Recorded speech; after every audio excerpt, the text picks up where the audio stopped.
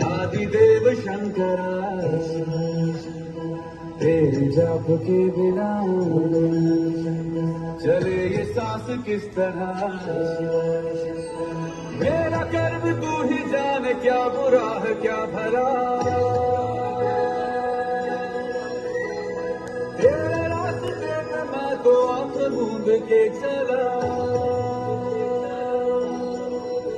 तेरे नाम की जोत में सारा हर लिया तमस मेरा। नमो नमो शंकरा, भोलेनाथ शंकरा, जय श्री लोकनाथ शंभो, जय शिवाय शंकरा। नमो नमो शंकरा, भोलेनाथ शंकरा, बुद्धदेव हे महेश्वरा। सृष्टि के जन्म से भी पहले तेरा वास था, ये जग रहे या ना रहे, रहेगी तेरी आस्था। चंद्रमा ललाट पे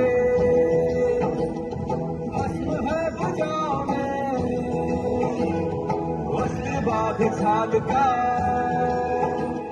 गंगा है तेरी जटाओं में, जटाओं में, जटाओं में। समुद्र मंथन का था समय जो आ पड़ा, बंद दोनों लोक में विषामृत पे था छिड़ा। अमृत सभी में बांट के प्याला विष का तूने खुद पिया। नमो नमो शंकरा, भोलेनाथ शंकरा, जय त्रिलोकनाथ शंभो, जय शिवाय शंकरा। नमो नमो शंकरा, भोलेनाथ शंकरा, बुद्धदेव हे महेश्वरा। महादेव शिव शंभू की जय, महादेवी पार्वती की जय। आप सभी देवगण के यहाँ एकत्र होने का कारण ज्ञात है मुझे। असुरों की संपूर्ण सेना देवलोक पर आक्रमण करने वाली है। किंतु प्रभु, कब तक हम असुरों के आतंक से ग्रस्त रहेंगे? आए दिन एक नया असुर हम पे आक्रमण कर देता है। एक असुर नष्ट होता नहीं, एक नया असुर उसके स्थान पर स्थित हो जाता है। क्या सभी असुरों के अंत का एक स्थायी उपाय नहीं है? इस असुरी शक्तियों के आतंक के चक्र से हम देवताओं को मुक्ति कब मिलेगी महादेव? आतंक का नहीं देवराज, ये चक्र समग्र सृष्टि का है, जहाँ अच्छाई एवं बुराई के मध्य वर्चस्व की लड़ाई चलती ही रहती है। इसलिए अगर देवता है तो असुर भी है। सत्य है महादेव, परंतु जब कभी असुरों से युद्ध होता है तो निर्दोष जीवन क्षतिग्रस्त होता है। बुराई एवं अच्छाई के इस युद्ध में हम हर बार विजयी हो, ये सुनिश्चित कौन करेगा? उचित है, आप सभी देवताओं में से ही किसी एक देवता को प्रथम पूज्य का पद प्राप्त होगा, जो बनेंगे देवताओं के देवता, देवताओं के विघ्नहर्ता, असुरों के विघ्नकर्ता। नारायण नारायण। अब प्रश्न ये है, कौन है देवताओं में सर्वोत्तम, जिसे हर कोई पूजेगा सर्वप्रथम? मेरे विचार से प्रथम पूजनीय देव के पद पर इंद्रदेव ही विराजमान होने चाहिए, क्योंकि देवराज इंद्र है समग्र देवताओं के अधिपति, और इंद्रदेव ही तो है जो करवाते हैं वर्षा, जिससे उत्पन्न होता है अन्न और प्राप्त होता है यज्ञ द्वारा देवताओं को भोजन। निसंदेह देव ऋषि नारद के कथन से मैं सहमत हूँ। यदि आप सभी को स्वीकार हो तो। नहीं, मुझे स्वीकार्य नहीं। मैं अग्निदेव, बिना मेरे किसी भी देवताओं को यज्ञ द्वारा आहुति प्राप्त नहीं होगी। मेरे अग्नि स्वरूप में दी जाने वाली आहुति मेरी पत्नी स्वाहा स्वीकार कर सभी देवताओं तक पहुंचाती है। अगर मैं अपना कार्य ना करूं तो सभी देवता अपना बल खो देंगे। इसलिए प्रथम पूज्य का पद मुझे ही प्राप्त होना चाहिए। अग्निदेव मत भूलिए, मैं पवन देव और मेरी अनुपस्थिति में आपका कोई अस्तित्व नहीं। किसी भी जीव को जीवित रहने के लिए प्राणवायु की आवश्यकता होती है। अगर मैं अपना कार्य न करूं तो संसार में कोई जीवित नहीं रहेगा। सर्वश्रेष्ठ देवता तो मैं हूँ। अग्निदेव, पवन देव, आप भूल रहे हैं। यदि मैं सूर्यदेव उदय होना बंद कर दूं तो संपूर्ण काल चक्र रुक जाएगा। पशु, पक्षी, जीव, जंतु, मनुष्य, वृक्ष आदि कोई जीवित नहीं रहेगा। समग्र सृष्टि का अंत हो जाएगा। इसलिए प्रथम पूज्य का पद मुझे ही मिलना चाहिए। मैं कर्म फलदाता शनिदेव प्रत्येक जीवों को उनके कर्मों का फल प्रदान करता हूँ, चाहे वो देव हो, दानव हो या फिर मनुष्य। हर कोई मेरे प्रकोप से डरता है। अग्निदेव, पवन देव और सूर्य देव ने स्वयं के अस्तित्व का महत्व तो समझा दिया, परंतु मैंने इस संसार के प्रत्येक जीव को उनके कर्मों का महत्व समझाया है। अच्छे कर्मों से व्यक्ति स्वयं अपना भाग्य विधाता बन सकता है।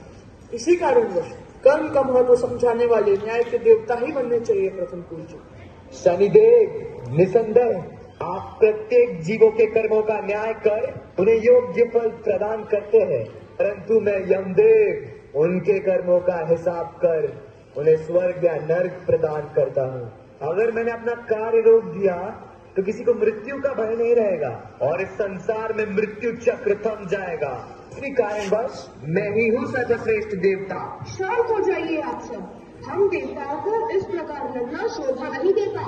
मैं कार्तिकेय, महादेव का ज्येष्ठ पुत्र, देवताओं का सेनापति, असुरों के साथ होने वाले प्रत्येक युद्ध में देवताओं को विजय बनाता हूँ। तो क्या मैं सर्वश्रेष्ठ देवता हुआ? नहीं, सर्वश्रेष्ठ देवता कौन है इसका निर्णय स्वयं महादेव करेंगे। हाँ हाँ, हमें स्वीकार है। महादेव ही प्रथम पूज्य देवता चुनेंगे। देवी पार्वती, आपके पास कोई सुझाव है? कौन बनेगा प्रथम पूज्य? महादेव, मेरे मंतव्य से तो सभी देवता अपने आप में ही सर्वश्रेष्ठ हैं। किसी एक देवता से यह संसार चलेगा नहीं, और दूसरी ओर किसी एक देवता की अनुपस्थिति में भी यह संसार नहीं चलेगा। सभी देवताओं का अपना एक महत्व है। सभी देवता एक दूसरे के पूरक हैं। देवी, आपका कथन उचित है, परंतु प्रथम पूज्य का पद किसे प्राप्त होगा, इस बात का भी निर्णय लेना है। पिताश्री, मेरे पास एक सुझाव है। क्यों न सभी देवताओं के बीच एक प्रतियोगिता आयोजित करें? उचित है पुत्र गजानन। प्रतियोगिता में भाग लेने से व्यक्ति के अंदर छुपी प्रतिभा उत्तीर्ण होती है। प्रथम पूज्य कौन होगा, इस बात का निर्णय प्रतियोगिता से ही होगा। सभी देवगण अपने वाहन पर बैठ संपूर्ण ब्रह्मांड की परिक्रमा करेंगे। यह दौड़ कैलाश से प्रारंभ होगी। त्रिलोक में स्थित सभी तीर्थ, काशी, हरिद्वार, ऋषिकेश, गंगा, सागरपुरी और द्वारका होते हुए पाताल लोक के सभी तीर्थ, राजा बलि का नगर, नागलोक, स्वर्गलोक, सूर्यलोक, नवग्रह के तीर्थ, ब्रह्मलोक, महरलोक, वैकुंठ एवं गौलोक से होते हुए कैलाश लौटेंगे। कल प्रातः काल इस प्रतियोगिता का प्रारंभ होगा। महादेव, क्या मेरा पुत्र गजानन इस प्रतियोगिता में भाग नहीं लेगा? पिताश्री, मैं भी प्रतियोगिता में भाग लूंगा। अब तो मेरे पास मेरा वाहन मूषक राज भी है।